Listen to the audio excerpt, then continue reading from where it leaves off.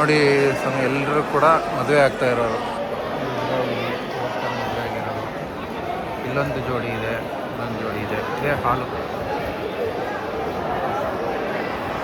ಇದೇ ಹಾಲು. ದೊಡ್ಡ ಕಲ್ಯಾಣ ಮಂಟಪದ ಹಾಲು ಇದು, ಓಪನ್ ಟೈಪು. ಒಂದಷ್ಟು ಇನ್ಫಾರ್ಮೇಷನ್ಸು ಇದೆ, ನಾನು ಇದರಲ್ಲಿ ಹೇಳ್ತೀನಿ.